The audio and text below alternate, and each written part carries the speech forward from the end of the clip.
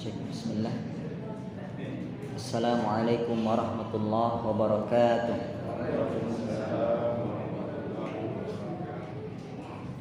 Alhamdulillahirabbil alamin wassalatu wassalamu ala asyrafil anbiya'i wal mursalin wa ala alihi wa sahbihi ajma'in.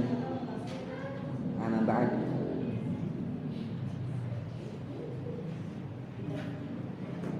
Qala Allah Ta'ala fi kitabihil karim, innama yakhshallaha min ibadihil ulama. Hadirin dan hadirat, kaum muslimin kaum muslimat yang dirahmati oleh Allah Subhanahu wa taala. Alhamdulillah, segala puji bagi Allah. Kita haturkan atas segala karunia yang Allah berikan kepada kita, dan diantara karunia yang Allah sangat besar adalah kesempatan yang Allah berikan kepada kita serta kesehatan yang Allah anugerahkan kepada kita, sehingga pada malam ini kita bisa kembali berjumpa dan berkumpul untuk bersama-sama mengokohkan tali ukhuwah Islamiyah dan mengangkat kejahilan dari diri kemudian dari orang lain. Semoga kumpulnya kita di tempat yang mulia ini menjadi penyebab berkumpulnya kita nanti di surga Firdaus. Amin ya rabbal alamin. Insyaallah taala pada malam ini kita akan lanjutkan kajian kita terhadap kitab Mukhtasar Minhajul Qasidin, dan kita sudah sampai kepada pasal yang menjelaskan tentang melatih anak atau mendidik anak sejak dini. Melatih apa? Berakhlak mulia, melatih sopan santun, melatih budi pekerti, sehingga anak yang Allah titipkan kepada kita bisa menjadi pembantu kita dalam ketaatan pula. Karena banyak manusia yang terpalingkan dari Allah, terlalaikan dari Allah Subhanahu wa taala gara-gara anaknya, ya.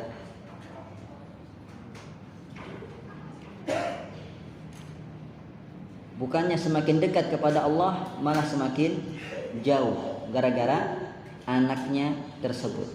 Oleh karenanya, mendidik anak, melatih anak agar menjadi anak-anak yang saleh dan salehah itu bukan hanya sekedar tugas dan kewajiban kita sebagai orang tua, akan tetapi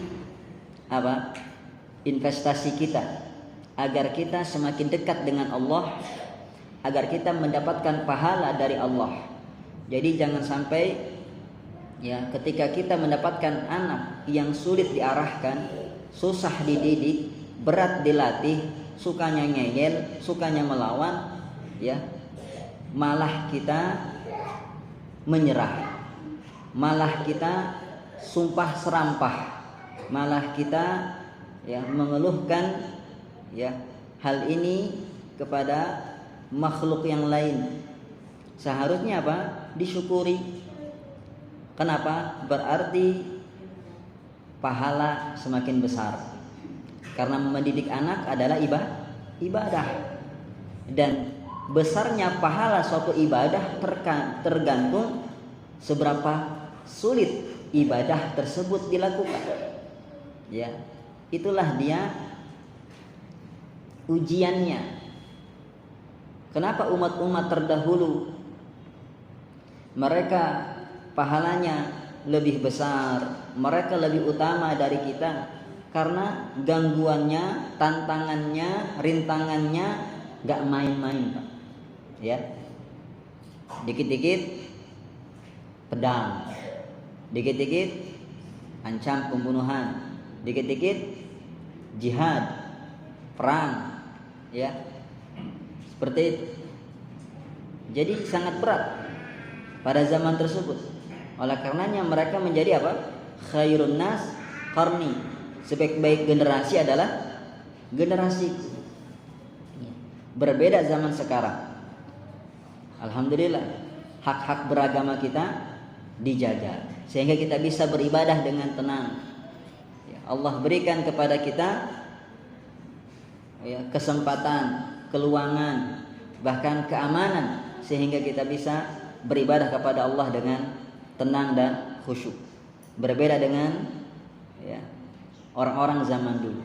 Maka jikalau kita temukan anak kita memang sulit diarahkan, sulit dididik, sulit dilatih, jangan menyerah. Itu tantangan, itu ujian kita, itu pembesar pahala, ya, insyaallah ta'ala. Malah jangan sampai anak kita menjadi fitnah atas kita sehingga kita semakin jauh dari Allah, ya, malah kita lalai dari Allah Subhanahu wa ta'ala. Inilah yang Allah katakan, wa'lamu annama amwalukum wa auladukum fitnah wa annallaha indahu ajrun 'azim. Ketahuilah bahwasannya hartamu dan anakmu adalah fitnah, yaitu ujian, cobaan, dan sesungguhnya di sisi Allah lah pahala yang besar. Jadi apa? Jadikan harta kita untuk mendatangkan pahala besar. Jadikan anak kita sebagai wasilah untuk kita mendapatkan pahala besar. Bukan malah sebaliknya. Harta semakin memperbanyak dosa. Anak semakin memperjauhkan kita dari Allah Subhanahu wa ta'ala. Banyak kepala keluarga, ya, di masyarakat kita, Pak. Mereka menganggap, ya, dengan materi dan uang, dengan cara itulah anak dan istri bahagia. Akhirnya pergi gelap, pulang gelap. Banting tulang, peras keringat, tarik urat, kepala jadi kaki, kaki jadi kepala, ya. Wajah penuh dengan debu, sampai lupa kewajiban sholat ditinggalkan. Na'udzubillah. Dengan asumsi saya harus cari uang banyak, saya harus ngumpulin harta yang banyak, ya, karena semuanya sekarang pakai uang. Seperti itu. Apakah benar pandangan seperti ini, Pak? Hah? Jelas salah, tidak tepat. Kenapa? Tidak semuanya memakai duit. Anak yang soleh apakah pakai duit? Hah? Tidak, ya. Istri yang taat apakah pakai duit? Ibu-ibu yang jawab, ya. Bu, gimana? Kalau dikasih bulanan 100 juta taat nggak, Bu? Kayaknya taat, Ustaz. Ya. Jadi ketaatan, kesolehan tidak bisa dibeli dengan uang, ya. Tapi harus dididik, digembleng. Itu murni taufik dan hidayah dari Allah. Kalau seandainya, ya, kesolehan, ketaatan itu dari uang, pasti orang-orang kaya, selebritis, artis, ya, taat-taat istrinya, taat-taat pasangannya, ya. Tapi apa yang terjadi, Pak? Enggak seperti itu, ya. Jauh dari panggang, api jauh dari panggang. Kebalik enggak? Panggang jauh dari api. Yang mana yang betul, Pak? Sama aja, ya. Iya, seperti itu. Nah, oleh karenanya kita upayakan mendidik anak kita, ya. Jangan anggap beban, Pak. Itu ibadah. Ibadah itu bukan hanya nungging ruku sholat, ya. Akan tetapi ternyata dalam anak-anak kita juga ada nilai ibadah, bahkan besar ibadah tersebut, ya. Kenapa? Mereka investasi akhirat kita. Ketika kita tidak beramal, mereka ngirim pahala amal, ya, masya Allah. Makanya sampai-sampai kata Nabi SAW, ada orang tua ketika masuk surga mereka kaget. Lah kok derajatku tinggi, padahal amalku sedikit. Ditanyakan kepada Allah, maka Allah pun menjawab, bi akhdhi waladikuma al-Qur'an. Ya. Karena anakmu itu ngamalin Al-Quran. Masya Allah. Makanya engkau tinggi derajat di surga. Begitu Pak ya. Bukan dengan amal kita, mungkin dengan amal anak kita derajat kita tinggi di sisi Allah Subhanahu wa ta'ala. Dan kemarin kita sudah membahas tentang apa Pak? Apa temanya? Cara menghadapi anak yang berbuat salah. Yang namanya anak pasti serba salah, ya. Karena mereka masih lugu, ya, mudah terpengaruh, mudah terbawa. Ya, makanya dalam menghadapi kesalahan anak-anak harus ada kesabaran dan kebijakan. Dan kita sudah jelaskan ya cara menghadapi kesalahan mereka. Dan tentunya mereka pun ya membuat hati kita senang dalam beberapa kondisi. Nah, bagaimana kita mengapresiasi kondisi tersebut? Ya, jangan semuanya serba salah di hadapan kita. Ya, kalau anak berbuat baik, apresiasi. Kalau anak berbuat salah, maka diluruskan. Dan kita sudah jelaskan cara-caranya. Mudah-mudahan ada yang mencatat. Ada yang mencatat? Ada ya? Ada yang mengamalkan? Pertanyaan kedua. Insyaallah Bu. Masya Allah. Iya. Yang ikhwan ada yang mencatat enggak? Pak Taufik gimana? Dicatat? Nah, coba. Kalau anak berbuat baik, bagaimana Pak Taufik? Apresiasi anak ketika dia melakukan akhlak yang bagus. Bagus.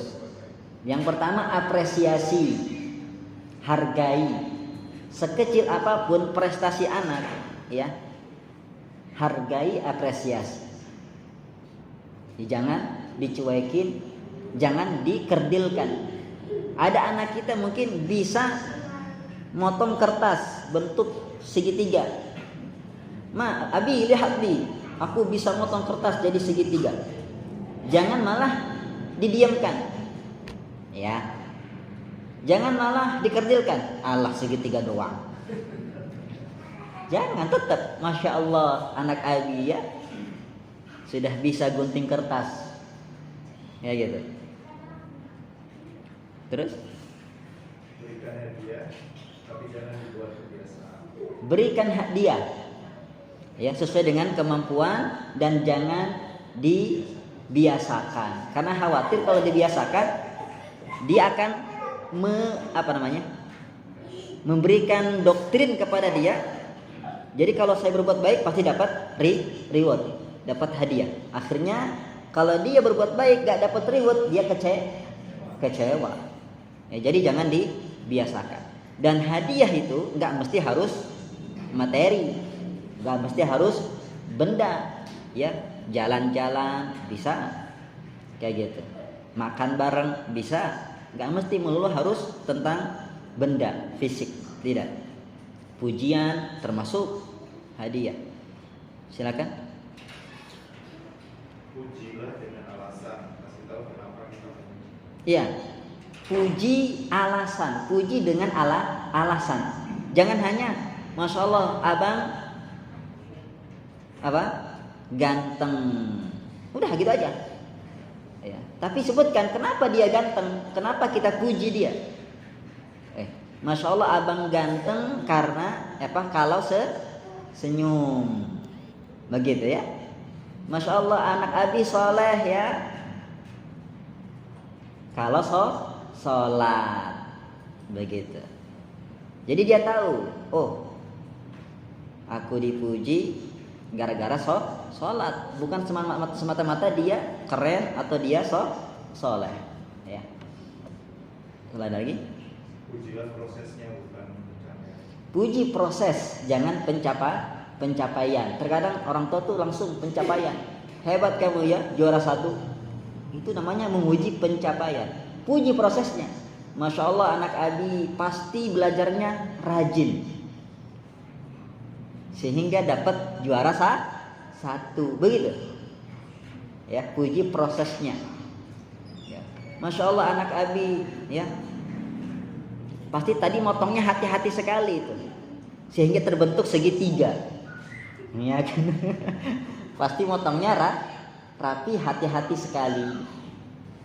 Begitu. Ada lagi? Udah. Ya, pujilah dengan tulus. Pakai ekspresi, ya. Jangan kalah sama orang yang syuting di film itu. Terkadang kita harus mendramatisir ya, main drama dengan anak kita. Kayak gitu. Tunjukkan yang tulus, jangan muka masam. Ya. Rasulullah saja dicela ketika bermuka masam, padahal kepada orang yang buta. Abasa wa tawalla. Dia bermuka masam si Muhammad ini, ya kan? Rasulullah Shallallahu Alaihi Wasallam bermuka masam dan berpaling, disindir sama Allah, dicela sama orang buta. Apalagi anak kita punya mata, buah hati kita. Ya. Dia melihat ekspresi orang tuanya. Dia jangan kering, jangan bermuka masam.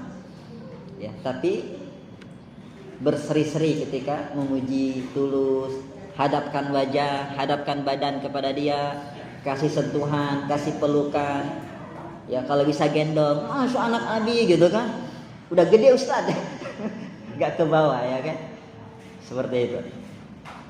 Jadi dipeluk, diangkat ya. Masya Allah. Jadi tulus, terlihat tulus. Jangan ya muji tapi sambil buang muka, sambil manyun ya, sambil bermuka masam ya. Seperti itu, jangan. Ada lagi? Udah. Selesai ya? Nah, kalau anak kita berbuat buruk, berakhlak buruk, gimana? Apa? Pura-pura tidak tahu. Jangan langsung menggandeng tangannya, jangan dulu. Biarkan dia koreksi diri. Ya. Sama halnya ketika anak kita salah. Pura-pura nggak tahu. Anak kita jatuhin susunya misalkan, jangan langsung geplak, gimana sih? Jangan. Ya, biarkan dah. Pura-pura nggak tahu kita. Gimana sikap dia? Ya. Apakah mengambilnya? Biasanya anak kecil langsung melihat wajah kita, betul nggak? Anak kita kalau berbuat salah langsung melihat ke arah kita. Kenapa, Pak? Hah? Dia pengen tahu respon ayahnya. Ya, respon ayahnya bagaimana? Apakah langsung marah? Apakah langsung mempermasalahkan? Apakah tidak memperdulikan, cuek, pura-pura nggak tahu? Apakah langsung menolong? Begitu. Ya. Dia tahu ini salah, tumpah. Ya, sikap yang benar bagaimana? Pura-pura nggak lihat, Pak. Biarkan dia melatih dirinya untuk memperbaiki kesalahan pribadi dia. Apa seharusnya? Kalau dia diam saja, baru kita turun tangan, Pak. Ya, oh tumpah nak, nggak apa-apa, kita bersihkan yuk. Nah, begitu. Itu tisunya, ambil. Jangan permasalahkan itu. Biar dia tahu sikap yang diambil. Sikap yang diambil. Efeknya sangat dahsyat, Pak. Kemana dahsyatnya? Pertama, anak kita bakal belajar untuk memperbaiki diri. Kalau kita marahin, justru apa? Mematahkan kepercayaan diri dia. Dia akan selalu merasa bersalah. Jadi nggak mau kreatif, nggak mau aktif. Ya di masyarakat vakum, takut dipermasalahkan. Kenapa? Orang tuanya saja kayak gitu, apalagi orang orang lain. Jadi nggak berkembang. Ya. Kemudian yang kedua, ya, kalau kita langsung marahin, ya, dia bakal memarahi orang di bawahnya. Adiknya misalkan, ini yang paling dekat ya. Efek dekatnya, efek buruk jangka dekatnya. Adiknya jadi sasaran, Pak. Jadi ketika bapaknya memarahin, ketika dia menumpahkan susu, maka ketika adiknya menumpahkan di hadapan dia, adiknya kena semburan api naga dari kakaknya ini. Ikut-ikut marah, karena dia belajar contoh dari bapaknya. Oh, bapakku kalau aku salah marah, samalah aku juga ke adikku. Kalau adikku salah aku marah. Sama, Pak, ketika bapak ya lagi asik kerja, bapak kerja misalkan, atau lagi rebahan, duduk main HP, nonton, atau lagi ngaji, tiba-tiba anak bapak apa? Lagi main, bapak kena pukul. Dia lagi main apa tuh? Panah-panahan kan? Bukan panah asmara, Pak, ya kan? Main panah-panahan. Kena kepala bapak, jebet. Kalau bapak marah, nah, kalau bapak marah menampakkan muka setan, lihat si abang anak bapak tersebut ketika main sama adiknya dan adiknya berbuat salah lagi, nah, si abang bakal menyikapi sama, marah kepada adiknya. Tapi kalau bapaknya ceplak, senyum dia, atau pura-pura, pura-pura jatuh, kemudian senyum. Jadi nggak marah, Pak. Nanti ketika si abang main sama adiknya melakukan kesalahan, ya, kepada abangnya nggak marah, karena dia belajar sikap dari orang tua. Malah dianggap bercanda. Bukannya manyun, malah senyum. Bukannya sangar, malah lembut, Pak. Begitu. Itu efek dekat, Pak. Jarak dekat. Kalau efek jarak jauhnya ketika dia punya anak. Ketika dia punya, aku dulu dididik keras, kasar, galak. Nah, saatnya balas dendam. Ya, dulu aku kecil nggak bisa ngapa-ngapain, sekarang aku sudah besar. Ya, seperti itu. Jadi sikap kita kepada anak itu setiap detailnya itu pendidikan sebenarnya, Pak. Ya, bapak mudah marah ketika anak salah, itu dia belajar dari bapak. Bapak mudah emosi, mudah ringan tangan, belajar dari bapak. Hati-hati, sasaran terdekat siapa? Adiknya. Tapi kalau bapak mendidik dia dengan penuh kasih sayang, si abang pun sayang sama adiknya itu. Menyikapi dengan ya kelembutan, dengan perhatian. Kalau kitanya menyikapi anak kita dengan kelembutan dan perhatian. Begitu. Ya. Kemudian diamkan. Sama seperti anak kita ketika berlatih naik sepeda, dia terjatuh, betul nggak? Atau dia berlatih berjalan, dia terjatuh. Jangan langsung ditolong, pura-pura nggak lihat. Pasti ketika anak jatuh dari sepedanya atau jatuh dari jalannya, yang pertama dia lihat siapa? Orang tuanya. Ini orang tuaku bakal nolong apa bakal marahin? Kan gitu. Ternyata nggak dua-duanya. Nggak marah, nggak nolongin, nggak. Berarti aku harus bangkit. Karena anak itu sifatnya pengen terlihat sempurna di hadapan orang tuanya. Jadi bapak lihat, pura-pura nggak lihat aja lah. Ya. Ya, tapi rendangku dimakan Ustaz. Pura-pura nggak lihat, Pak. Ya, seperti itu. Ustaz, tapi pecah gelas. Gak apa-apa, daripada pecah hati anak bapak. Ya, daripada pecah otak anak bapak.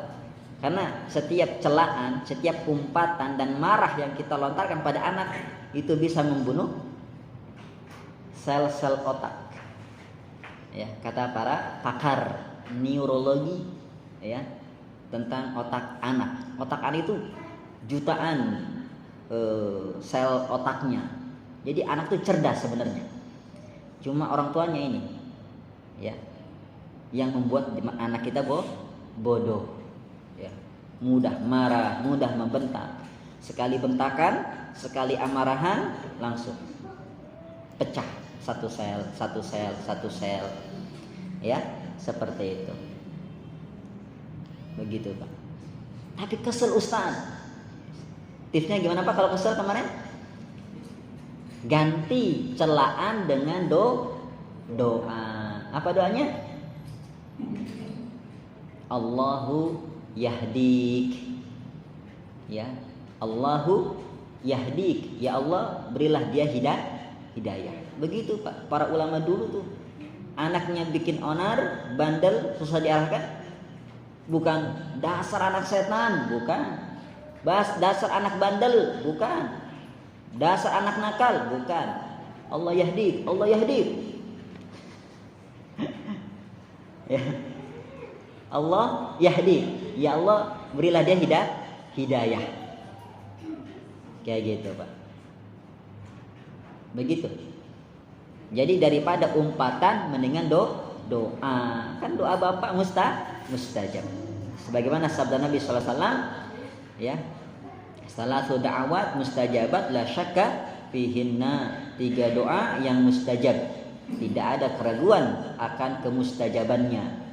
Pasti mustajab. Ya, yaitu doa orang terzalimi, yang kedua doa musafir, yang ketiga doa orang tua. Maka jaga lisan kita, Pak. Ya. Mungkin anak kita sekarang seperti ini ya, gara-gara lisan kita yang tidak dijaga. Ya, hati-hati. Kita nyumpahi anak, kita ngatain anak-anak, itu doa, Pak. Setiap ucapan orang tua adalah doa. Sekesal apapun doakan, ya. Sekesal apapun. Kemudian berikutnya, pura-pura tidak lihat. Apa? Tidak mengulangi kesalahan. Tidak mengulangi. Jika mengulangi nasihat. Ya, betul. Ya, ini sesuai dengan syariat Islam. Ketika menasehati, jangan menasehati di halayak ramai. Jangan. Tapi anak kecil Ustaz, tetap hargai dia. Anak kita itu Pak, jangan dibikin hancur di hadapan orang. Sehingga seolah-olah kita nggak sayang sama dia. Ya. Bahkan dalam Islam saja Pak, kalau kita lagi kesel sama istri kita, misalkan istri kita nggak taat sama kita, nusuz, ya, kemudian kita pisah ranjang sama dia, sama istri kita. Kalau udah di luar nggak boleh kayak gitu Pak. Ya, istriku, karena kita ada 2 pisang ranjang, di luar kita pisah tempat duduk. Ya jangan. Ya, hajar itu, pisah ranjang itu hanya di rumah. Kalau di luar kayak nggak ada terjadi apa-apa. Kayak baru nikah kemarin, Pak. Ya, nggak ada apa-apa. Begitu akhlak Islam. Ya. Sama juga ketika anak kita udah buat salah, di luar udah jangan dibahas, jangan dibenarkan di hadapan orang kayak gitu. Di hadapan kawan-kawannya misalkan, jangan. Ya. Ajak dia, ya, ke tempat yang sepi, nasihati. Seperti itu. Jelaskan itu salah. Begitu dalam menasihati. Kata para ulama mengatakan an-nasihatu amamal mala fadihah. Menasihati di hadapan khalayak ramai adalah celaan. Ya. Kita latih supaya anak kita mau menerima nasihat kita. Bagaimana caranya? Tadi, nasihatilah 4 mata. Jangan di hadapan orang. Ya, itu anak kecil. Orang dewasa aja kan seperti itu kita menasihatinya. Gak bisa di hadapan umum. Apalagi anak kita. Nasihati dengan baik. Seperti itu. Kalau ngulangi kesalahan tadi. Kalau sudah nggak ngulangi, ya udah nggak usah dibahas. Nggak usah dibahas, Pak. Ya. Tolong ibu jangan turunkan ilmunya ke anaknya. Suami melakukan satu kesalahan, terkadang wanita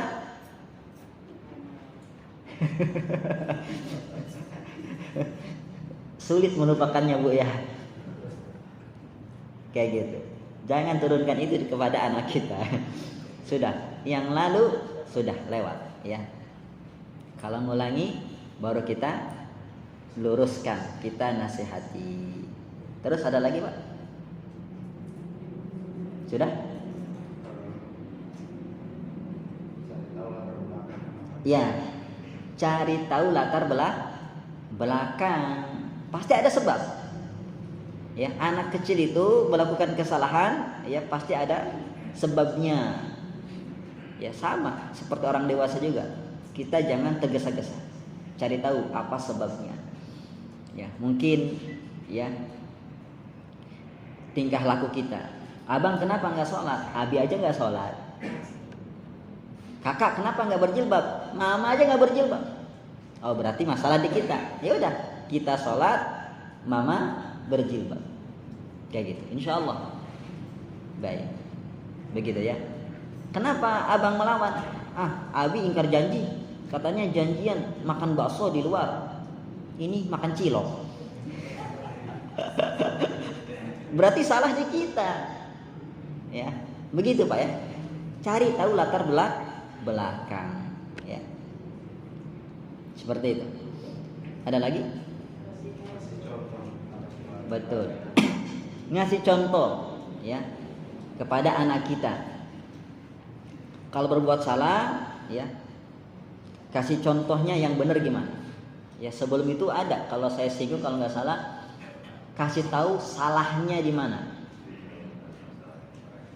Abang, itu ucapan jorok, nggak boleh ya diucapkan. Kayak gitu. Abang dari mana ini ucapan seperti ini? Oh dari kawan saya Abi. Nggak boleh ya, itu ucapan jorok. Kayak tadi sore saya dengar Firnas ngomong ke saya ucapan jorok. Ya, saya jelaskan itu salah Firnas. Kemudian saya tanya dari mana itu belajar? Ya, Abi nggak pernah ngajarin itu. Ternyata dari kawan sekolahnya, dari kawannya. Jangan ya, nah itu nggak boleh saya bilang. Kayak gitu. Kemudian setelah kita ngasih tahu itu salah, kasih tahu yang benar bagaimana. Ya, karena dia lugu, belum punya ilmu. Ya jangan hanya menyalahkan, Pak. Kasih tahu yang benar bagaimana. Sama ketika kita mengingkari kemaksiatan di masyarakat, coba. Jangan hanya taunya menyalahkan.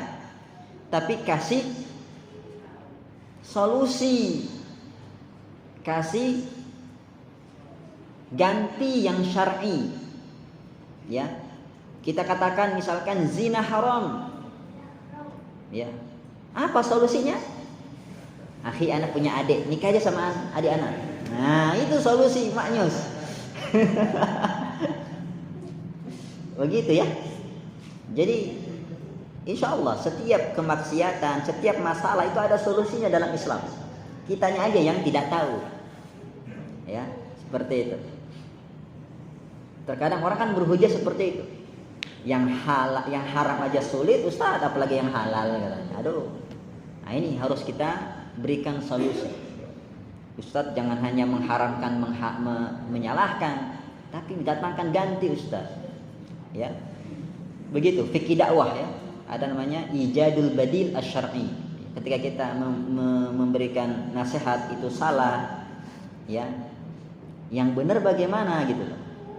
Gantinya apa yang syar'i seperti itu. Pacaran, kita mengingkari pacaran. Gantinya apa? Hah? Kan subhatnya pacaran apa? Saling mengenal. Mana mungkin saling mengenal? Penuh dengan kepura-puraan pacaran itu ya. Kok saling mengenal? Gantinya ada apa Pak? Ta'aruf. Ta'aruf. Begitu. Kasih edukasi kepada remaja kita. Adik-adik ya, Pacaran itu diharamkan dalam Islam karena mengantarkan kepada perzinahan. Solusinya adalah, terus gimana Ustadz mengenal pasangan kita? Ta'aruf. Ya, pacarannya setelah menikah. Begitu.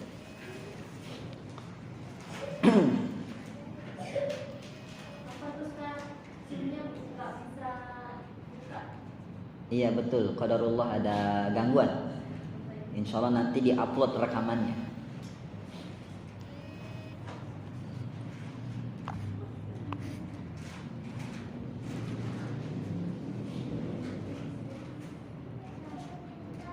Tuh kan. Sampai mana lagi tadi? Oh ya, yang berikutnya apa?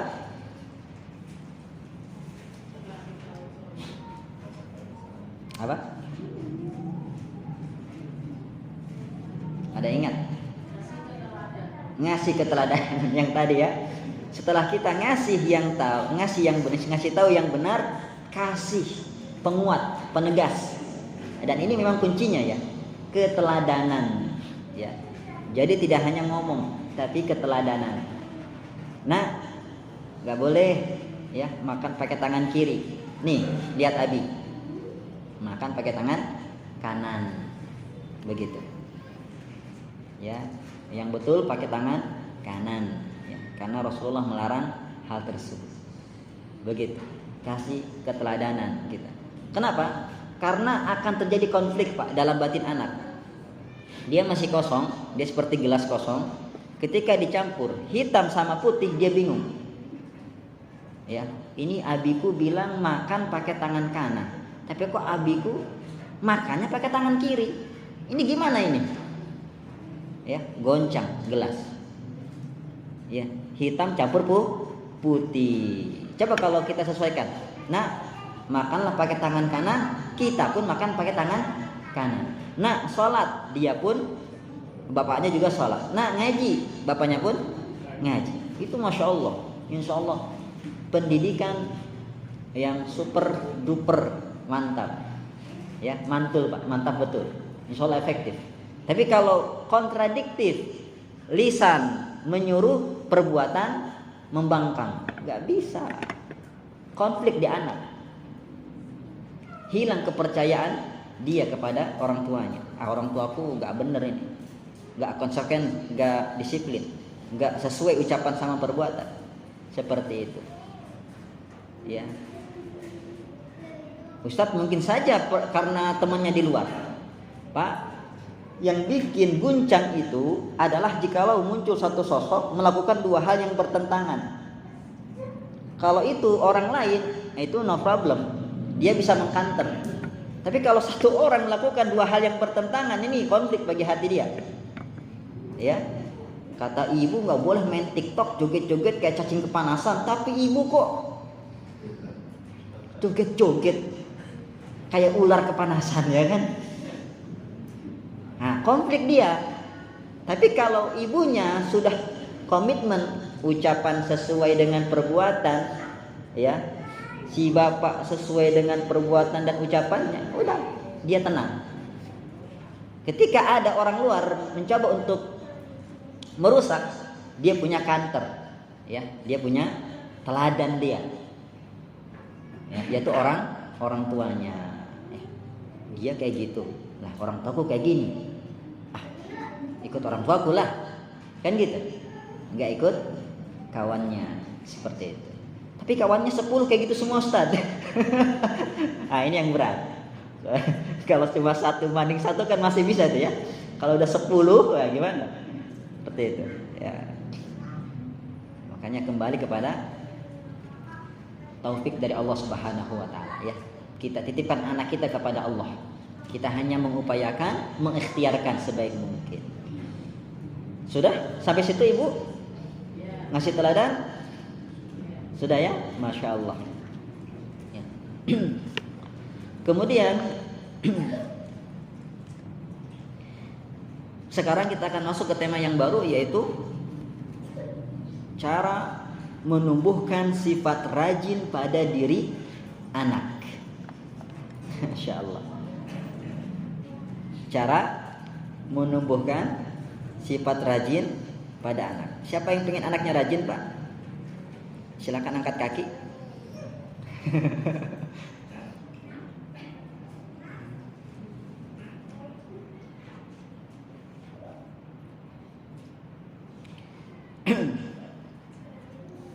Sebenarnya Bapak, Ibu sekalian, ayah, bunda, anak itu rajin pada dasarnya.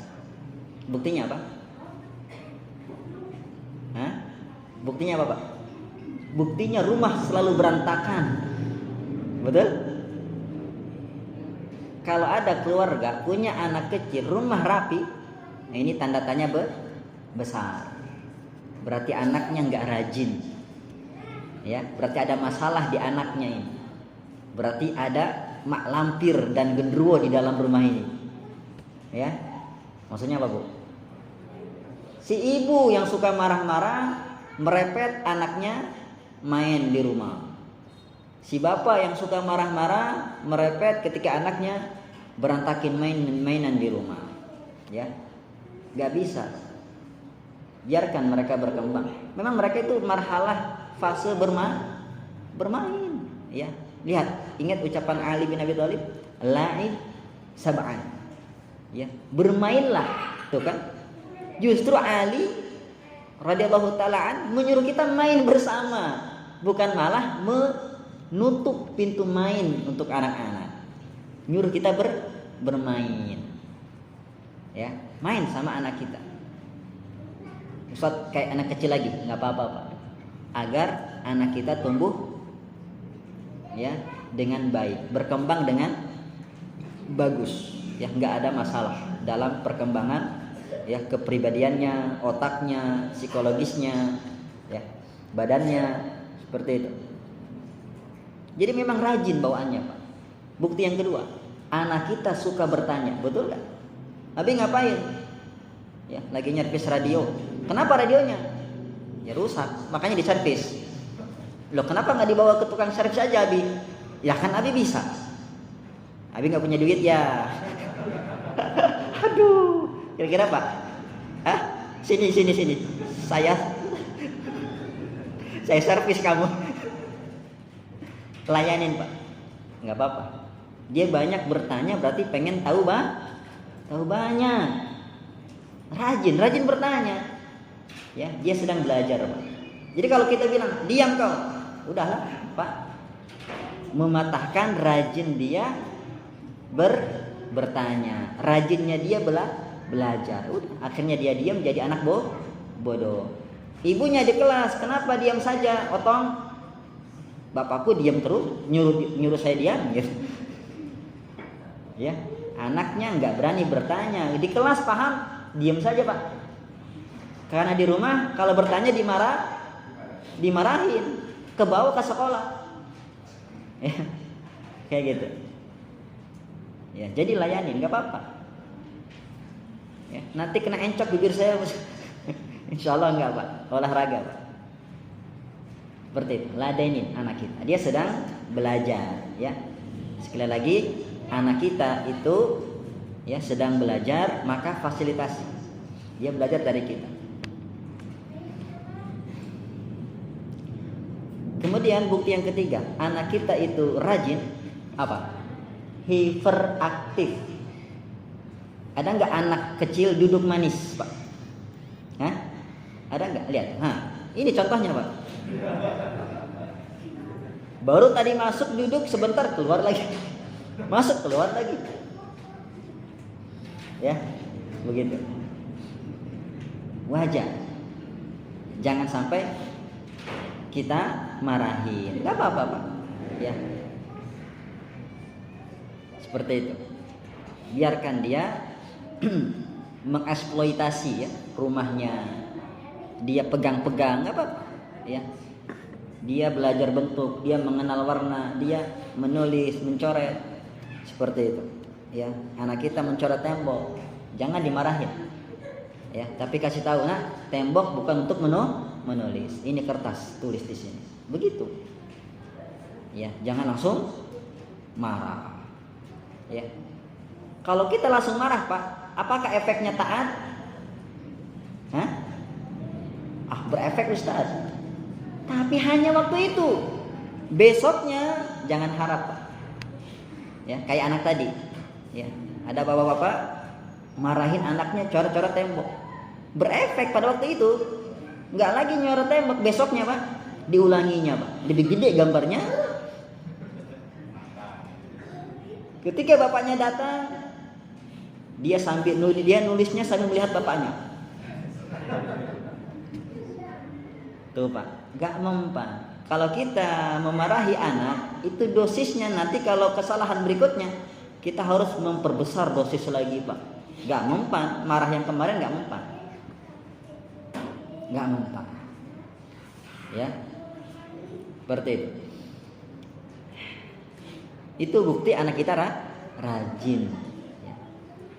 Makanya Pak, bakat tersebut jangan dihancurkan. Hancurnya bakat rajin anak kita ya itu gara-gara orang tua. Apa salah orang tua? Satu, memanjakan. Jangan dimanja. Ya. Ustadz, tapi katanya disuruh bermain. Iya, tapi kan 7 tahun berikutnya apa? Adib sab'an. Didiklah di 7 tahun yang kedua. Nah inilah dia. Dididik itulah Pak. Kalau 7 tahun pertama kita kita main sama dia, kita anggap dia raja, kita manjakan dia. Tapi kalau 7 tahun kedua udah habis masa manja-manja, habis masa main-main. Sekarang adib, didik. Dia sudah kenyang main sama orang tuanya. Ya. Sekarang fase didik. Nah, didik itulah Pak. Pendidikan anak kan dia tuh rajin sebenarnya Pak ya. Nah, cara mendidiknya itu bukan melulu apa Pak? Duduk kita ceramahin. Enggak. Pendidikan anak itu agar anak kita rajin Pak. Kasih tugas. Ya. Jangan dibiarin manja. Jangan dibiarkan manja. Masih kecil, Abi masih kecil, kata si mama, kata si ibunya, masih kecil, kasihan. Jangan dibangunkan pagi, kasihan. Jangan dibangunkan subuh, kasihan. Ya, makan disediakan apa segala macam. Selesai makan, ya, mandi dimandikan, semua, pokoknya masya Allah. Nggak ada bedanya umur 0 sampai 7 tahun dengan umur 8 sampai 14 tahun. Bahaya ini, nggak bisa. Ya. Makanya pertumbuhannya kacau. Akhirnya dia malas. Kenapa? Biasa manja. Ya. Gimana mau dia menghadapi kehidupan luar? Kayak gitu. Gimana mau dipesantrenkan? Nggak bisa. Ya. Kemudian yang kedua, setelah manja yang merusak anak kita rajin, ya. Yang pertama tadi manja. Yang kedua adalah keteladanan. Ini yang bahaya. Bagaimana itu? Bapaknya memberi contoh yang salah, memberi contoh kemalasan. Bapaknya misalkan gak bekerja, atau bapaknya duduk saja, rebahan saja, tiduran saja di rumah kayak gitu aja, ya, megang HP saja. Ya. Coba Pak kasih contoh bantu istri, ya. Coba contohkan ke dia gimana bawa piring ke dapur, ajak dia, nak, ayo bawa piringmu ke dapur, begitu. Jangan dimanja, biar habis saja nak. Enggak. Ya, kasih dia tugas. Ya. Nah, bawa piring. Kayak gitu. Jangan dimanja dan jangan diberikan contoh yang buruk, ya, malasnya kita, ya. Kadang ya bapak-bapak ini biasanya. Ya kalau ibu mah enggak usah ditanyakan, Pak.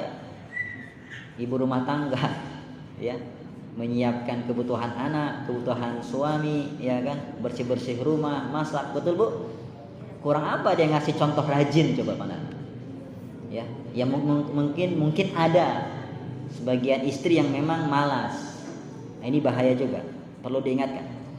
Ya, taunya hanya joget di depan ya kamera kayak gitu, mengharap gifts. Ya. Iya, saweran, ya kan? Allahu Akbar. Makanya lahirlah anaknya pun di kamar, diam-diam. Kenapa? Dari ibunya. Allahu Akbar. Ngemis-ngemis, ayo mandi lumpur, ya kan? Allah. Ya. Nih kebanyakan bapak ini. Coba di rumah itu jangan, iya kita paham bapak capek ya. Saya sudah kerja Ustaz, capek, iya saya paham.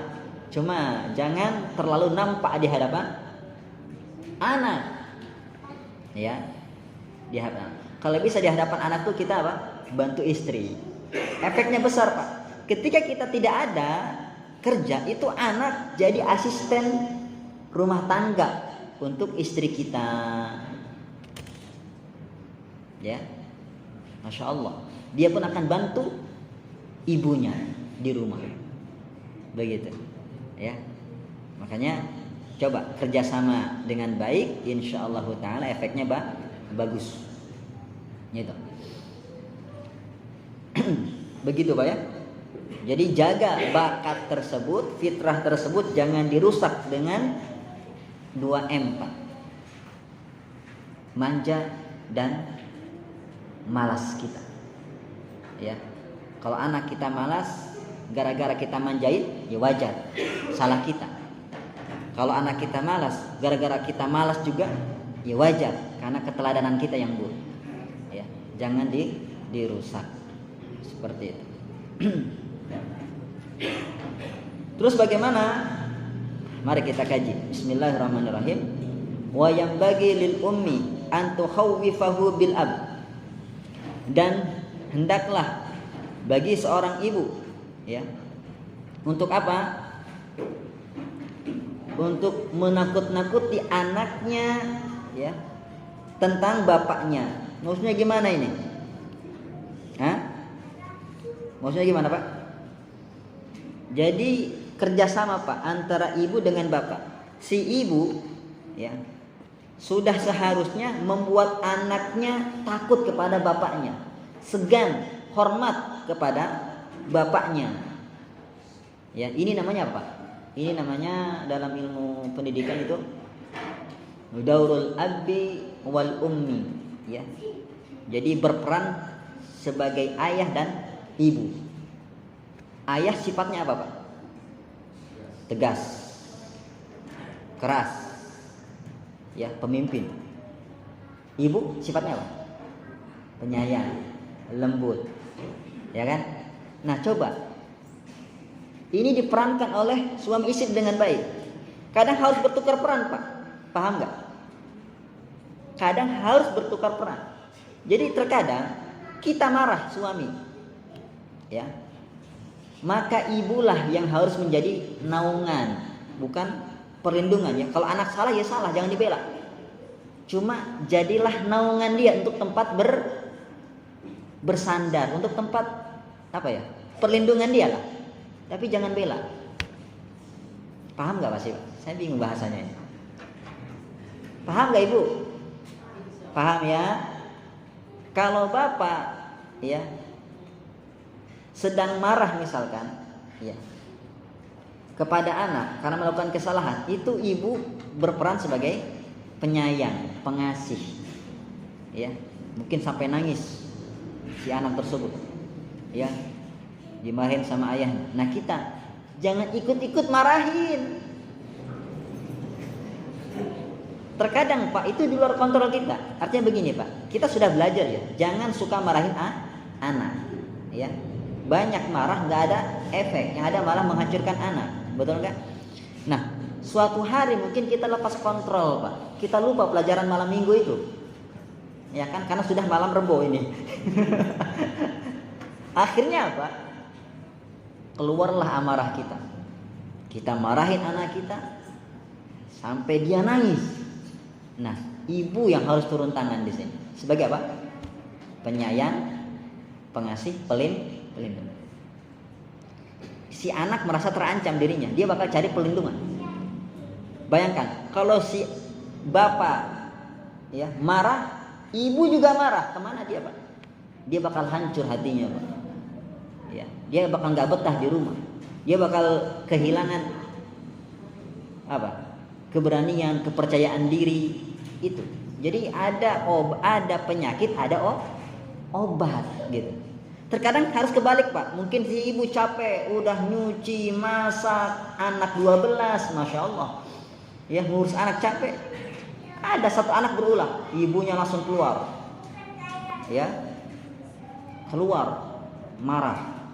Anaknya nangis. Nah bapak berubah jadi ibu sekarang Pak. Bukan berarti bapak pakai daster ya, bukan. Sifatnya Pak. Jadi ketika ibu marah, bapak berperan sebagai ibu yang penyayang, ibu yang pengasih, ya, paham ini? Peluk dia, ya. Tapi ingat, jangan bela kalau anak kita salah. Kasih masukan. Biasanya ibu itu kan marah pasti ada alasan, kan anaknya salah, gitu kan? Atau orang tua si bapak memarahi anak karena dia salah. Nah, insya Allah Bu, Pak, Ibu, kalau seperti itu perannya, ya, yang satu keras, yang satu lembut. Ya, jangan keras semua, jangan lembut semua juga. Bagaimana? Apa yang terjadi? Nanti anak mudah menerima nasihat dari yang dari yang lembut. Ya. Karena kata Nabi, "Arifku la yakunu fi syai'in illa zanah." Kelemah lembutan itu tidaklah nempel di suatu kondisi kecuali pasti bikin indah. Ya, bikin indah. Tapi kalau sifat lemah lembut tercabut dalam suatu kondisi, maka bikin ruwet, bikin buruk. Ya, paham ini? Seperti itu maksudnya.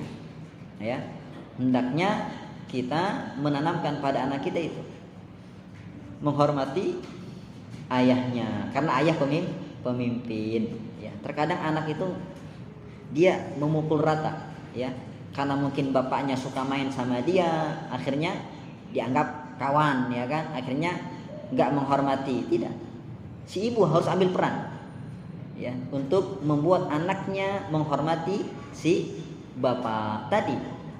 Ya, caranya kasih dia nasihat ketika dia seperti itu kondisinya.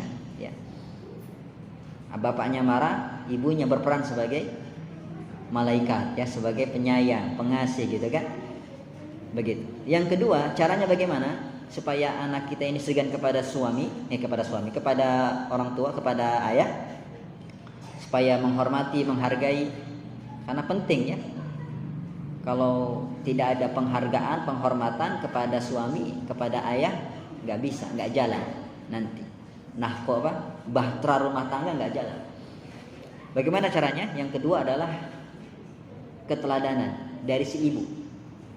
Jangan contohkan ibu suka melawan pada suami. Itu dilihat sama anaknya. Ibuku aja melawan sama Abi. Oke lah. Oke lah, saya ikutin. Jangan. Contohkan. Ya, perlihatkan kepada anak kita taat dan patuh kepada suami. Insya Allah anak kita pun berkaca, oh, begini ya sikap ibuku kepada abiku. Oh, berarti aku juga seperti itu. Oleh karenanya, ya, inilah dia kenapa kalau kita berantem, Pak, ya, suami istri berantem itu jangan di hadapan anak. Ya. Karena dicontoh, Pak. Contoh. Contohnya bagaimana? Imma si anak jadi melawan dia. Ya. Imma si anak tersebut bakal belajar kasar pada salah satunya. Misalkan si suami mukul istri, ya, marah kepada istri. Si anak melihat, oh, saya pun seperti itulah. Akhirnya dia berani membentak ibunya, memukul ibunya, melawan ibunya. Sama juga kebalikan. Jikalau si istri melawan suami, akhirnya apa? Suami, ya, nggak dihargai, ya, si anak pun nggak menghargai bapaknya, nggak menghormati bapaknya. Begitu. Ya, jadi tunjukkan kepada anak kita hal-hal baik. Ya, jangan berantem di hadapan anak, bahaya. Ya, lagi-lagi dia terganggu kejiwaannya. Ini bagaimana? Ibuku, bapakku kok berantem, cakar-cakaran begini, ya, hantem-hanteman begini, seperti itu. Terkadang yang korban adalah siapa? Anaknya, ya, anaknya. Makanya kita temukan anak yang dari keluarga yang bercerai itu agak masalah, ya, dalam kejiwaannya, ya, dalam belajarnya, dalam masyarakatnya. Begitu Pak, efeknya sangat fatal, ya, sangat bahaya sekali. Kemudian Syekh melanjutkan, wa yang bagi an yumna'a an-naum naharan. Ini dia trik yang pertama agar anak kita rajin adalah apa? Larang dia untuk tidur di siang hari. Loh, gimana Ustaz? Bukankah tidur di siang hari itu bagus Ustaz? Ya, kata beliau alasannya, fa innahu yurisul kasal, karena itu bisa mewariskan sifat malas. Karena Allah menjadikan siang untuk apa? Wa ja'alna nahara ma'asya. Dan kami jadikan siang untuk mencari mata pencaharian, mencari penghidupan, bekerja. Kalau kita biarkan anak kita tidur di siang hari, Pak, apa yang terjadi? Mewariskan sifat malas. Terbawa di tempat kerja dia pun tidur. Kenapa tidur? Biasa tidur. Biasa tidur. Jadi jangan biasakan tidur siang, ya. Ini tidur Pak. Ini jangan bahasakan, jangan. Oh, kan ada sunnah Nabi Ustaz. Namanya qailulah. Beliau ini bahaya kalau nggak pakai bahasa Arab, bahaya, ya. Di sini bilang an-naum, tidur panjang. Adapun qailulah artinya tidur singkat. Ya, jangan pendek pula Bu. Pendek Ibu 2 jam mungkin. Ya. Tidur singkat, ya, paling 1 jam, setengah jam. Ya. Kata Nabi SAW, taqallu, tidurlah qailulah. Kenapa? Fa inna syaitan, karena syaitan itu enggak tidur qailulah. Ya. Jadi kita menyelisihi setan, tidur qailulah. Kapan tidur qailulah? Sebelum zuhur. Bukan setelah zuhur. Ini yang kebalik, ya kan? Makanya bangunnya asar. Bahkan ada yang bablas. Sebelum zuhur Pak. Qailulah itu sebelum zuhur. Makanya Masya Allah ada sekolah di luar negeri Pak, ya bukan Islam, tapi menerapkan ini. Tidur siang singkat sebelum zuhur. Bagus. Jadi Masya Allah kursinya itu Pak bisa buat tidur. Meja dibuat segedemikian rupa, kursi, ya, kayak mobil, di dalam mobil apa itu? Alphard, ya. Ibu punya mobilnya? Masya Allah, amin, ya kan? Ya, begitu. Jadi kondusif, walaupun sebentar, Pak. Makanya kualitas belajarnya bagus, ya. Karena otak ini Pak butuh istirahat. Ya, jangan dituntut seperti itu, ya. Ini tantangan tersendiri ya bagi sekolah full day. Ya, ada nggak program tidur? Ya, anak-anak hari ini pelajarannya tidur siang. Paling semangat ya kan? Hore ya kan? Setengah jam sebelum zuhur. Itu Masya Allah efeknya bagus. Itu bikin apa? Kembali fokus dan sholat zuhur pun khusyuk dia. Masa Allahu Akbar ngahamuai. Apa ngahamuai? Menguap ketika sholat, ngantuk, ya, bahkan tidur ketika sholat. Coba kalau tidur dulu Pak, Masya Allah, seger lagi, siap beraktivitas lagi. Ini yang dilarang tuh tidur panjang Pak. Ya, tidur setelah zuhur itu panjang, jangan dibiasakan. Itu yang pertama Pak, mewariskan rasa malas. Padahal siang itu digunakan, ya Allah buat, Allah ciptakan untuk apa? Ma'asya, mencari ya hidup, mencari pencaharian, mencari cuan, rezeki. Kemudian yang kedua, membantu anak kita tidur cepat. Kadang ibu kesel, bapak kesel ya. Aduh, udah jam 10 belum tidur juga nih. Gimana ini ya? Padahal aduh. Ya. Betul, Pak? Ustaz, saya menikah kok kayak apa, Ustaz? Gak senikmat dulu sebelum punya anak, Ustaz. Kenapa? Ada penghalang, Ustaz. Biasanya kalau saya lagi pengen, langsung saja gas, Ustaz. Ini lagi pengen, si ibunya bilang, tunggu, ini belum tidur, ya kan? Itu karena anaknya tidur siang terus. Ya. Anaknya tidur siang, akhirnya malam gak ngantuk. Biasakan anak kita, Pak, tidur lebih cepat. Rasulullah saja tidur setelah Isya.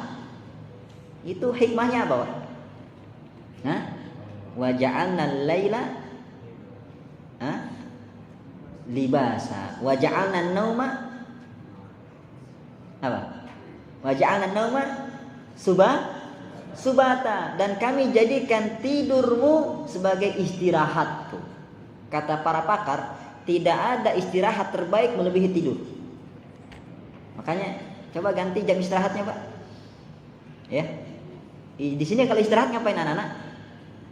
Ambiar ke ruang kelas, main-main, jajan di kantin. Betul? Coba ganti. Istirahatnya tidur. Tutup kantinnya, Pak. Aduh, Ustaz nih ya, memutus tali pencaharian ini ya. Memang begitu, Pak. Istirahat yang paling sempurna adalah tidur. Ya. Tidur. Makanya ajarkan anak kita itu tidur lebih cepat. Ya, karena kata para ulama, toba naumukum, toba yaumukum. Ya, jikalau bagus tidurmu, maka baguslah harimu. Paham ini, Pak? Orang yang tidur cepat, Pak, dia insya Allah hari-harinya berkualitas. Tidur yang berkualitas, maka harinya pun berkualitas. Bagaimana tidak, Pak? Orang yang cepat bangun tidur pasti cepat bangun. Akhirnya dia sholat malam. Siapa yang bisa sholat malam istiqomah, Pak? Mereka lah yang tidur lebih cepat. Sholat malam. Ya. Yang kedua, subuh dia dapat. Ya. Dan yang ketiga, keberkahan pagi dia dapat. Ya. Kemudian yang keempat, olahraga pagi dia dapat. Ini tadi kita akan singgung. Olahraga itu adalah latihan untuk anak rajin. Kalau Bapak ingin anak Bapak rajin, nanti olahraga. Nanti sabar dulu, Pak, ya kan? Kita bahas dulu ini tidur-tiduran. Ya. Sama itu tadi. Olahraga dapat. Olahraga itu bagus, sehat. Ya, biasakan dari kecil, Pak. Beda masa tua orang yang suka olahraga dengan masa tua orang yang malas olahraga. Orang tua yang malas olahraga biasanya tuanya gimana? Kalau enggak kursi roda paling stroke. Ya kan? Tapi kalau orang tua yang masa mudanya olahraga, insya Allah ya, dia masih bergairah, masih bisa nambah. Ya kan? Ya, jangan tertawa, Pak, ya kan? Nambah apa ini? Belum selesai, Pak. Ya. Ya. Nambah makannya, Pak. Kayak gitu. Kemudian olahraga, kemudian kalau dia bekerja, dia akan bekerja lebih disiplin, Pak. Bos mana yang gak suka karyawannya disiplin? Ya, bagus. Kayak gitu. Kalau dia sekolah masuk disiplin, nggak telat, nggak dikejar anjing dia. Ya, paham ini? Jadi masya Allah, Pak. Ketika kerja atau ketika dia sekolah nggak ngantuk. Begitu. Ya. Jadi masya Allah. Ini dahsyat ini kalau diamalkan ini. Ya, insya Allah. Makanya nanti dia bakal butuh istirahat sejenak. Qailulah karena dia sudah bangun lebih awal nih. Nah, jangan dipaksakan otak. Dia butuh istirahat sejenak. Kayak gitu. Jadi walaupun mungkin Bapak bekerja di luar, coba Pak 30 menit sebelum azan Bapak menyingkir dulu. Bapak pergi ke musola, ke masjid, rebahkan, pejamkan mata. Begitu. Ya. Izin aja sholat, mau sholat. Ya, jadi ada persiapan sholat. Persiapannya qailulah dulu ya kan. Baru wudu ya kan. Kan enggak bohong Pak, betul enggak? Ya. Seperti itu. Nah, yang sekolah coba dirubah ya. Ada waktu qailulah. Jangan ikuti setan enggak qailulah. Begitu. Ya, apalagi sekolah-sekolah yang full day. Sekolah full day. Itulah sekolah itu dia bukan hanya memberikan nilai akademik tapi juga memberikan nilai apa? Nilai kepribadian yang ideal. Ya. Memberikan nilai yang ideal. Seperti itu. Ya insyaallah lebih. Saya pernah ngajar di sekolah yang full day, nggak ada istirahatnya. Kalau istirahat paling jajan begitu ya, main. Jadinya apa? Ketika masuk setelah zuhur, begini Pak, kepala di atas buku. Mungkin dia mengira tulisan bakal pindah ke kepala dia ya kan? Ngantuk Pak, tidur. Ya kita sudah semangat kan, belajar ngajar kan. Lihat siswanya, lesu kita Pak, kayak gitu. Ya, nggak mau pelajaran saya ditaruh di setelah zuhur. Kenapa? Siswanya pada tepar, begitu. Ya, masya Allah. Bahkan kalau nggak salah saya lihat di TV itu nggak cuma di luar negeri, ada di Indonesia ya, di daerah Jawa Barat yang nggak salah menerapkan ini. Ya. Qailulah. Begitu. Ya. Jadi insya Allah kalau anak kita nggak dibiasakan tidur siang, insya Allah tidur cepat nanti. Ketika malamnya. Dan bapak pun nggak terganggu kan gitu. Bapak mau ngapain silahkan. Ya. Begitu Pak. Wala yamna'un nauma lailan, dan jangan dilarang tidur malam. Kalau anak kita sudah ngantuk Pak, setelah Isya, jangan dilarang Pak. Ustadz tapi ada PR, bisa besok. Ya, ini kebiasaan baik, tidur cepat. Yang enak kan Bapak? Betul nggak Pak? Ya, terkadang Pak kita butuh romansa, butuh romantis dengan istri yang nggak diganggu oleh anak. Kasihan istri kita stres Pak. Dia pengen mengulang masa-masa, bukan masa-masa pacaran, masa-masa nikah di awal-awal. Coba ciptakan di malam hari Pak. Nah, makanya kondisikan anaknya. Jangan dikasih pil tidur Pak ya. Nggak boleh, merusak itu. Ya, itu tadi biasakan. Itu masya Allah. Ya. Bahkan ada istri yang bilang kepada suaminya, ini kisah nyata, Abi, yuk jalan-jalan lah, kita aja berdua. Nah, terus anak-anak gimana? Tinggal. Ini kalau udah seperti ini, sinyal Pak, harus segera di follow up. Iya, bahaya kalau dibiarkan. Berarti dia sudah mulai pada puncaknya stres. Kemarin saya dapat berita Pak, seorang katanya ini istri ustadz, nggak tahu saya, di Bekasi. Dapat kabarnya? Dapat beritanya nggak? Ibu-ibu yang biasanya ngikutin berita ini, di Bekasi kalau nggak salah, ustadz ini sedang dakwah di Sumatera. Dapat kabar ternyata istrinya ini membantai anaknya yang masih kecil. Anaknya 2, yang satu sudah besar, umur berapa gitu, ya, yang satu masih kecil, masih balita atau batita nggak tahu. Yang dibunuh, dihabisi dengan bersimbah darah pakai senjata tajam, anaknya yang kecil. Ya. Begitu. Lihat Ustaz, Maulana. Ya, ini harus ditakkid ya. Cross check. Betulkah seperti itu? Berarti apa? Gak jaminan. Ya. Jangan sampai kesibukan kita, entah siapapun, mau ustadz sekalipun, jangan sampai melupakan family time. Jangan sampai, ya. Kayak gitu. Ketika ditanya, si istrinya bilang, apa namanya? Suaminya ini suka menuntut. Suka menuntut. Ya, Pak, coba kurangi menuntutnya, Pak ya. Sukalah membantu, Pak. Iya. Mungkin dia istrinya ustadz harus sempurna gitu kan ya? Enggak. Ya. Dan enggak diimbangi dengan perhatian. Ya. Bahaya. Kurang perhatian. Sehingga dia depresi, stres, ya. Akhirnya anak jadi sasaran. Ketika ditanya apakah menyesal? Tidak. Terus apa permintaanmu? Pisah. Saya nggak mau kembali lagi, ya seperti itu.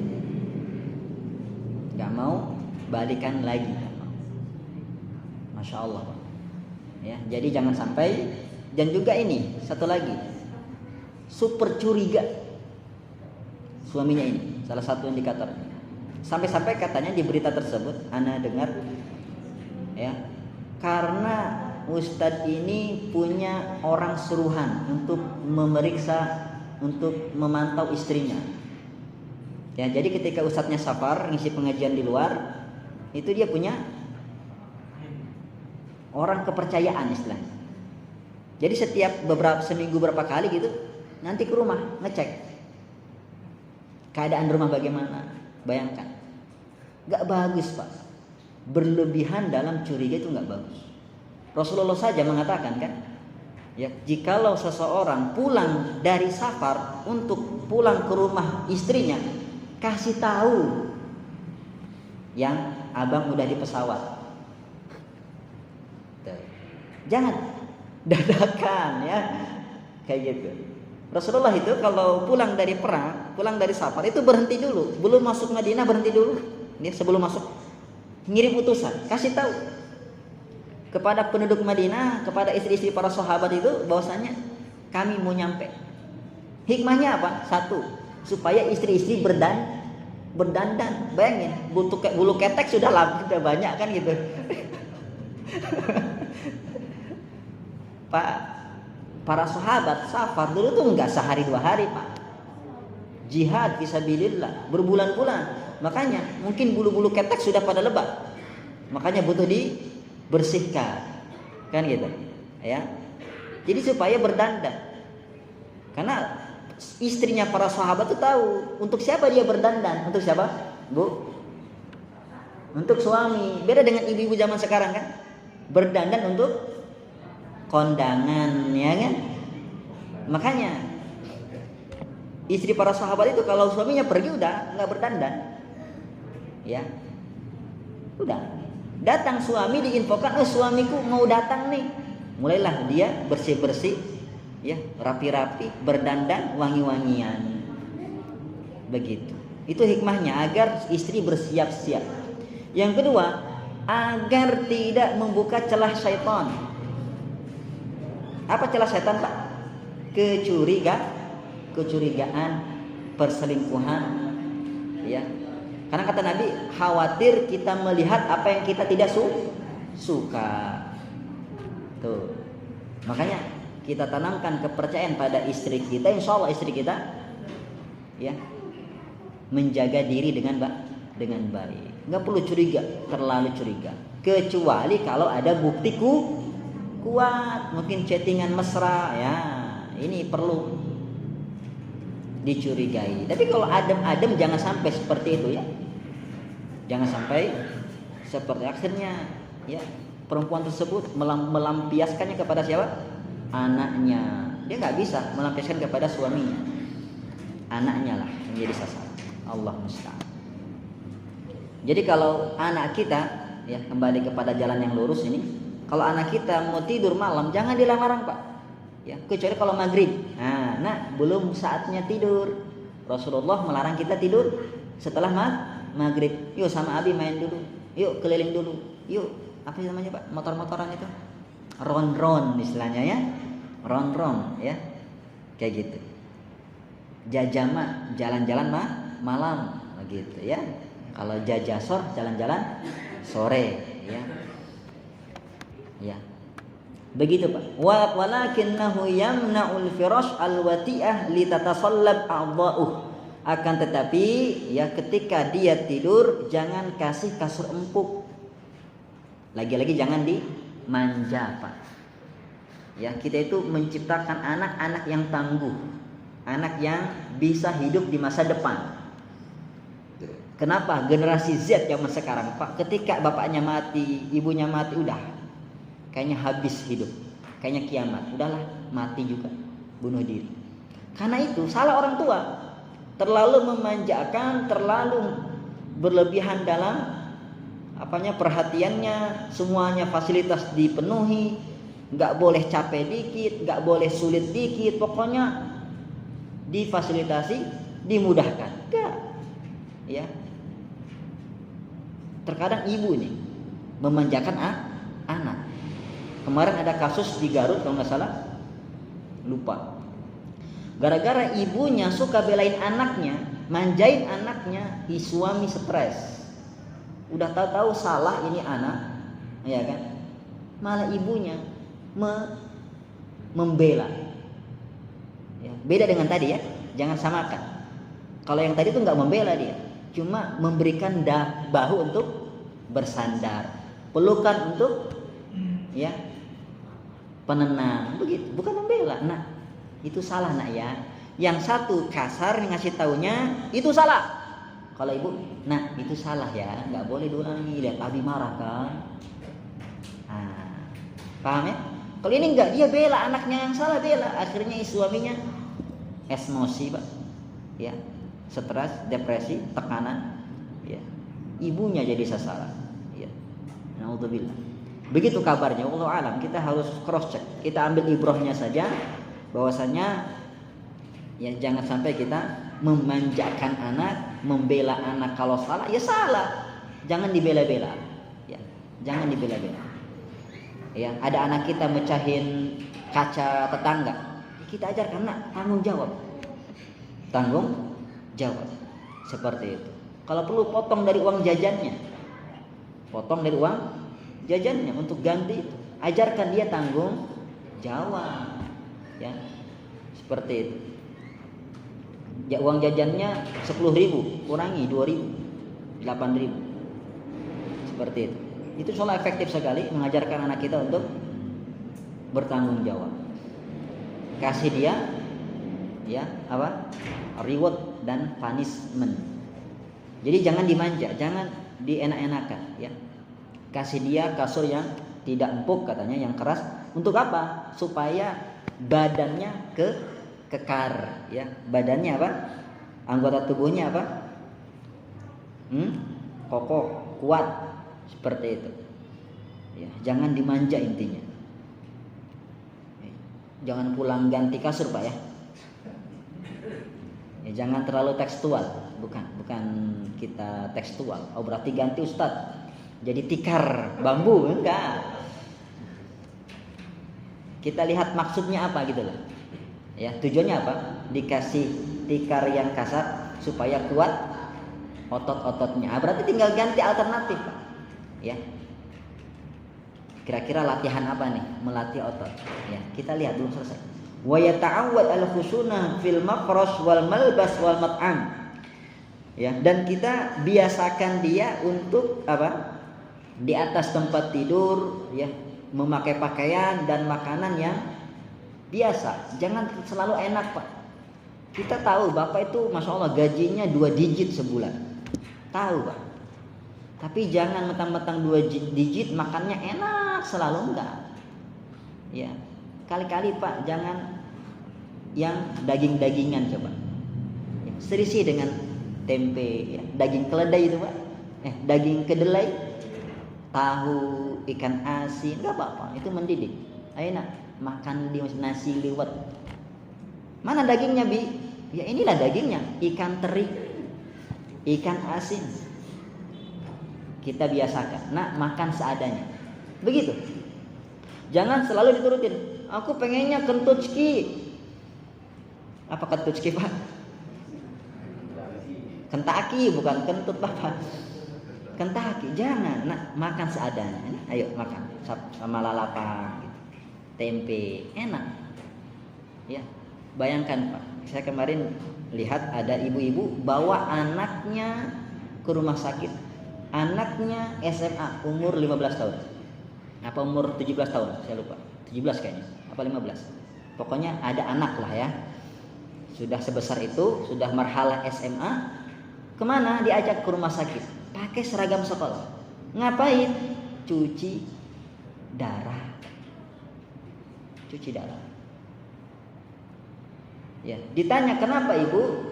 Anaknya sekecil ini udah cuci darah? Kan mestinya orang tua cuci darah ya. Ini sekecil ini cuci darah. Ternyata anaknya nggak biasa minum air putih. Minumnya berwarna-warna terus. Minum minuman berwarna manis-manis. Ya, akhirnya itu. Ketika dibiasakan itu nggak masuk lagi air minum Pak. Loh kenapa nggak air minum, nggak air putih? Nah aneh rasanya, tuh kan? Karena nggak dibiasakan. Begitu. Jadi jangan biasakan anak kita kebiasaan buruk Pak, dari makanan, ya kan, dari pakaian. Coba, kalau anak kita dari kecil kita pakaikan hijab, masya Allah, itu efeknya bagus, ya. Ustaz, tapi kan belum terkena beban syariat, nggak apa-apa, latih. Ya. Yang namanya mendidik itu harus dibiasakan dari kecil. Ya, dia betah sendiri nanti. Begitu Pak. Latih anak kita pakai baju koko Pak. Ya, anak saya itu Firnas, kalau pagi pakai baju kaos, kalau sore baju koko. Biasakan seperti itu. Ya, biar terbiasa dia. Jadi jangan selalu baju kekinian yang up to date. Nah sekarang tuh gini ngetrennya ya. Nah habis sudah belikan, pakai. Akhirnya apa? Dia ngikutin tren Pak. Habis sekarang musim apa? Sekarang trennya apa gitu? Jangan. Ya. Kita pilihkan baju untuk anak kita yang syar'i Pak. Ada nilai ibadah di situ. Mulai dari kecil Pak, ajarkan tidak isbal. Biar dia itu apa? Ya, terlatih. Ya. Seperti itu. Paham Pak ya? Gak apa-apa Pak. Ya, kadang ada orang yang mengkritik, masih kecil kasihan. Enggak ada kasihan. Enggak dikasih duri kok Pak. Kasih pakaian kan? Ya, gak apa-apa. Kita biasakan.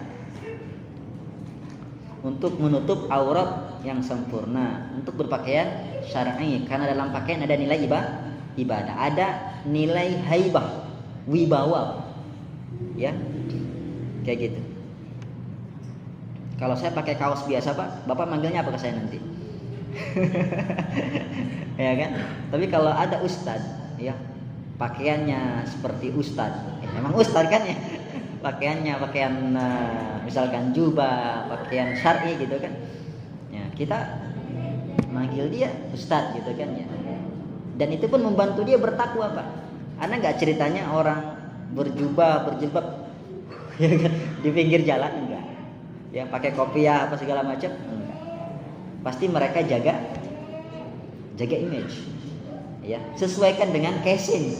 Masa Bapak berjenggot main game online Pak? Ya kan? Itu dia.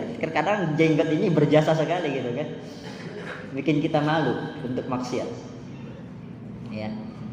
Wa yu'awwad al-mashyu wa yu'awwadul mashya wal harakata war riyadah li'alla yaghlib 'alaihi al-kasal. Dan dibiasakan untuk berjalan kaki Pak, dan bergerak dan berolahraga supaya tidak kemakan malas dia. supaya tidak mendominasi malasnya. Makanya Bapak biasakan anak kita bangunkan waktu subuh. Nah, bangun. Yuk sholat subuh. Ya. Ajak ke masjid, jalan. Setelah itu sholat subuh, zikir, baru yuk jalan bareng. Kemana? Ke taman. Kemana? Jalan kaki. Kayak gitu. Kalau lari mungkin capek dia. Dibiasakan jalan kaki. Nyeker men Pak, bagusnya. Nyeker men, bagus buat apa namanya nih? Buat kesehatan bagus. Ya, ini sudah ada penelitiannya bagus. Makanya kata Nabi apa? Beliau itu apa? Nyeker tanpa alas kaki, ya. Beliau menyuruh kita untuk sesekali nyeker. Jangan selalu pakai sandal karena ada nilai kesehatan di situ, Pak. Apalagi kalau pagi-pagi Bapak jalan, ya, berjalan, masya Allah, bareng sama anak, ya, ditemani istri, ya, apalagi kalau 4 istrinya, ya kan, iya, masya Allah, satu RT ini di bawah semua, ya kan, ya, maksud saya apa? Biasakan anak kita untuk bergerak, Pak. Ini Allah ciptakan anggota badan kita, Pak. Itu ada fungsinya, betul nggak? Mulut untuk bicara, hidung untuk menghirup, mata untuk melihat, telinga untuk mendengar, jari untuk memegang, ya, tangan untuk apa? Kaki untuk berjalan. Ada nggak yang nganggur anggota badan kita? Nggak ada. Ini isyarat bahwasanya kita dituntut untuk bergerak. Ya, jangan ikuti rasa malas. Ya. Orang yang namanya bangun tidur itu harusnya apa? Nggak ada lagi capek, nggak ada lagi malas. Harus bangkit, ajak jalan, ya. Kalau Bapak malas sendiri, ajak anak. Kurang termotivasi, ajak istri. Kan gitu, ya. Ajak, itu sehat. Al-masyu, jalan bersama, ya, keluarga. Masya Allah. Ternyata enggak selalu harus jalan-jalan ke wahana-wahana, harus jalan-jalan ke puncak, jalan ke, ya, tempat-tempat wisata. Enggak mesti, Pak. Terkadang kehangatan itu tumbuh dari apa? Hal yang sederhana, Pak. Apalagi di Parung Panjang ini, masya Allah. Ya, enak jalannya, ya kan? Iya, betul. Enak jalannya. Kalau tempat saya nyeker, udah kena beling paling itu. Kena duri paling, ya kan? Ya, mungkin kena cucuk ular itu, ya. Seperti kalau ini mana ada ular, ya. Seperti itu. Enak. Ya, bergerak, olahraga. Biasakan anak kita olahraga, ya. Olahraga, ajak dia, ya, bisa digabung tuh, main bareng sama olahraga. Jadi ada dua pulau terlewati gitu. Ya. Insya Allah dengan berjalan, bergerak, kemudian olahraga, insya Allah rasa malas akan hilang. Ya, kenapa? Olahraga itu menyehatkan badan, Pak, menguatkan fisik, menjernihkan otak. Insya Allah itu sehat, membuat orang rajin. Berbeda kalau dibiasakan rebahan, duduk, dimanja, makanya jangan aneh, ya, anaknya pemalas. Jadi sebenarnya anak pemalas itu bukan apa ya? Bukan bakat, tapi salah pola asuh. Salah pola pendidikan dari orang tuanya. Orang tuanya yang mengkondisikan dia malas. Ya, dibiarkan anaknya tidur sampai bangun jam 7. Salah. Dibiarkan anaknya seharian duduk dengan HP-nya. Salah. Ajak dia bergerak. Ayo nak, kita nanam cabai bareng. Ayo nak, kita jalan bareng. Ayo nak, kita balap lari. Ayo nak, kita main air-air. Ayo nak, kita cari ibu baru. Jangan, ya. Jadi ajak anak kita beraktivitas, ya, bersama kita, ya. Ya, sesuai dengan umur dia tentunya, ya. Jangan pula ayo nak, ikut abi bekerja, ya kan. Nah, belum layak, ya. Untuk hal tersebut. Tayyib, mungkin ini yang bisa disampaikan, ya, insyaallah taala pekan depan kita akan angkat tema yang baru, yaitu apa? Nggak tahu lah saatnya kan. Ya, tema menarik, ya, membangun kemampuan komunikasi anak. Terkadang anak nggak pandai dia berkomunikasi, jangankan dengan orang tuanya, jangankan dengan orang lain, sama orang tuanya pun nggak bisa. Insya Allah, bagaimana dia berkomunikasi dengan orang lain, ya. Nah, inilah menumbuhkan kecerdasan sosial dia, insya Allah. Bagaimana menghadapi orang. Barakallahu fikum, jazakumullahu khairan. Mohon maaf jika ada salah kata, salah ucap. Subhanakallahumma bihamdik, asyhadu an la ilaha illa anta, astaghfiruka wa atubu ilaik. Assalamualaikum warahmatullahi wabarakatuh.